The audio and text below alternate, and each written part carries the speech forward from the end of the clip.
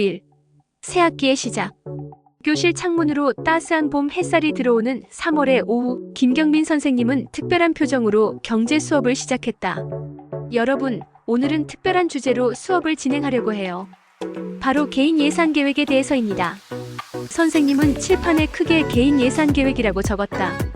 교실 뒤쪽에서 박현우가 하품을 하며 친구에게 속삭였다. 또 돈 관리 얘기겠지. 우리한테 무슨 돈이 있다고. 김경민 선생님은 미소를 지으며 말했다. 현우야, 내 생각이 들리는 것 같은데 맞아. 지금 당장 큰 돈이 없더라도 예산 계획은 정말 중요해. 왜냐하면 선생님은 프로젝터를 켜고 슬라이드를 보여주었다. 칠판 내용. 개인 예산 계획이란 수입과 지출을 계획하고 관리하는 체계적인 방법. 재정 목표 달성을 위한 로드맵. 경제적 자유를 위한 첫 단계. 여러분, 지금 당장은 용돈이나 아르바이트 수입이 전부일 수 있지만 이 작은 금액으로 시작하는 예산 관리 습관이 나중에 여러분의 인생을 완전히 바꿀 수 있어요. 2. 예산 계획의 기초. 이준호가 손을 들었다. 선생님, 저는 용돈을 받자마자 거의 다 써버려요. 어떻게 해야 할까요? 김경민 선생님은 고개를 끄덕이며 칠판으로 걸어갔다. 좋은 질문이에요, 준호야. 많은 사람들이 그런 고민을 해요. 우선 가장 기본적인 예산 계획 방법인 50-30-20 법칙을 소개할게요. 칠판 내용. 50-30-20 법칙.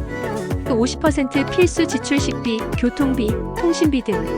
30% 개인 욕구, 취미, 여가, 쇼핑 등. 20% 저축 및 투자, 미래를 위한 준비. 김소연이 고개를 갸우뚱하며 물었다. 선생님, 저는 용돈이 10만 원인데 그럼 5만 원은 꼭 필요한 것, 3만 원은 제가 원하는 것, 2만 원은 저축하라는 거죠? 정확해요, 소연이. 금액의 크기보다 비율과 습관을 들이는 게 중요해요. 지금 2만 원씩 모으는 습관이 나중에 200만 원, 2천만 원을 관리하는 능력이 될 거예요. 최지우가 손을 들었다. 근데 선생님, 저는 갖고 싶은 게 너무 많아서. 선생님은 미소를 지으며 대답했다. 지우야, 그건 우리 모두의 고민이야. 그래서 욕구와 필요를 구분하는 연습이 필요해. 3. 욕구와 필요의 차이. 자, 이제 재미있는 활동을 해볼까요? 모두 종이를 한 장씩 꺼내서 지난 일주일간 쓴 돈을 모두 적어보세요.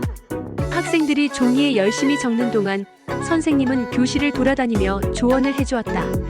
몇 분 후 정다은이 손을 들었다. 선생님, 제가 지난주에 문구점에서 예쁜 노트 3개를 샀는데 사고 나서 보니까 집에 비슷한 게 있더라고요.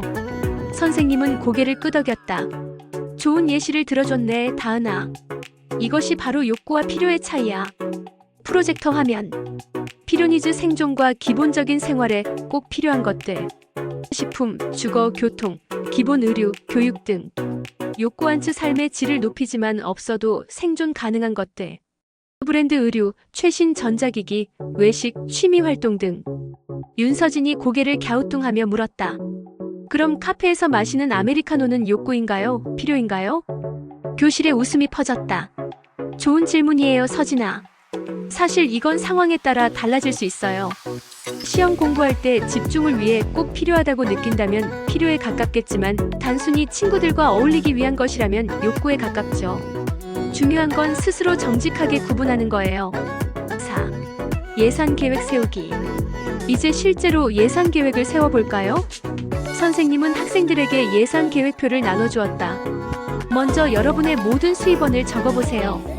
용돈, 아르바이트, 명절 때 받는 세뱃돈 등 모든 것을 포함해요. 박현우가 고개를 들었다. 선생님, 저는 수입이 불규칙한데 어떻게 해야 하나요? 할머니께서 가끔 용돈을 주시거든요. 좋은 질문이에요.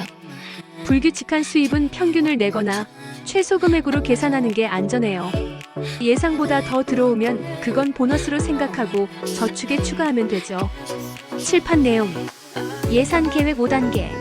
1. 모든 수입 파악하기. 2. 필수 지출 항목 나열하기. 3. 저축 목표 설정하기 20% 권장. 4. 남은 금액으로 개인 욕구 계획하기. 5. 매주 매월 검토 및 조정하기. 김소연이 손을 들었다. 저는 화장품을 사고 싶은데 이건 필수 지출인가요? 개인 욕구인가요? 기본적인 화장품은 필수 지출에 포함할 수 있지만 고가의 브랜드 제품은 개인 욕구에 가깝겠죠. 여러분 스스로 정직하게 구분하는 게 중요해요. 또 저축의 마법 복리의 힘. 김경민 선생님은 이제 더 진지한 표정으로 칠판 앞에 섰다. 여러분, 이제 돈이 돈을 버는 마법 같은 이야기를 해볼게요. 바로 복리의 개념입니다. 프로젝터 화면. 복리 컴파운드 인트러스트. 원금뿐만 아니라 이자에도 이자가 붙는 방식. 시간이 지날수록 기하급수적으로 증가. 조기 시작의 중요성. 예를 들어볼게요. 18살부터 매월 10만원씩 저축해서 연 5%의 수익률로 투자한다고 가정해봅시다. 선생님은 계산기를 두드리며 칠판에 숫자를 적었다. 칠판 내용. 18세부터 28세까지 10년간 매월 10만원 저축 후 그대로 둘 경우 총 납입 금액 1,200만원. 65세 기준 예상 금액 약 1억 5천만원. 28세부터 65세까지 37년간 매월 10만원 저축할 경우 총 납입 금액 4,440만원. 65세 기준 예상 금액 약 1억 3천만원. 교실에 놀라움의 탄성이 흘렀다. 이준호가 눈을 크게 뜨며 물었다. 선생님, 그럼 10년만 저축하고 안 해도 37년 동안 계속하는 것보다 더 많이 모을 수 있다는 거예요? 그렇습니다. 이것이 바로 복리의 마법이에요. 빨리 시작할수록 시간의 힘을 더 많이 활용할 수 있어요. 여러분 나이에 시작하는 것이 가장 큰 경제적 이점이죠. 6. 소비 습관 돌아보기. 자, 이제 우리의 소비 습관에 대해 생각해 볼까요? 최지우가 손을 들었다. 선생님, 저는 할인 행사 때 필요 없는 것도 사게 돼요. 어떻게 하면 좋을까요? 좋은 질문이에요. 소비 전에 24시간 규칙을 적용해 보는 건 어떨까요? 충동 구매를 피하는 좋은 방법이에요. 칠판 내용. 현명한 소비 습관. 1. 24시간 규칙 큰 지출 전 하루 기다리기. 2. 12규칙 물건 가격의 2배를 벌 수 있는 시간 생각하기. 3. 캐시백 포인트 활용하기. 4. 필요와 욕구 구분하기. 5. 비교 쇼핑하기. 정다은이 고개를 끄덕이며 말했다. 저는 옷을 살 때 12규칙을 써봐야겠어요. 5만원짜리 옷이면 그걸 벌기 위해 아르바이트를 몇 시간 해야 하는지 생각해보는 거죠. 정확해요, 다은아. 그렇게 생각하면 정말 그 물건이 그만한 가치가 있는지 더 신중하게 판단할 수 있어요. 7. 100일 예산 프로젝트. 이제 여러분에게 특별한 도전을 제안하고 싶어요. 바로 100일 예산 프로젝트입니다. 학생들이 호기심 어린 눈으로 선생님을 바라보았다. 프로젝터 화면. 100일 예산 프로젝트. 1. 100일 동안 모든 수입과 지출 기록하기. 2. 매주 예산 계획 검토하고 조정하기. 3. 저축 목표 설정하고 지키기. 4. 100일 후 결과 분석하기. 이 프로젝트를 통해 여러분은 자신의 소비 패턴을 정확히 파악하고 예산 관리 습관을 기를 수 있을 거예요. 100일 후에 우리가 다시 모여서 결과를 공유해봐요. 윤서진이 손을 들었다. 기록은 어떻게 하는 게 좋을까요? 좋은 질문이에요. 스마트폰 앱을 활용해도 좋고 수첩에 직접 적어도 좋아요. 중요한 건 매일 꾸준히 기록하는 습관을 들이는 거예요. 8. 1년 후 대학생이 된 그대. 따스한 봄날, 김경민 선생님은 카페에서 졸업생들과의 특별한 만남을 가졌다. 이준호, 김소연, 박현우, 최지우, 정다은, 윤서진이 모두 모였다. 여러분, 대학 생활은 어때요?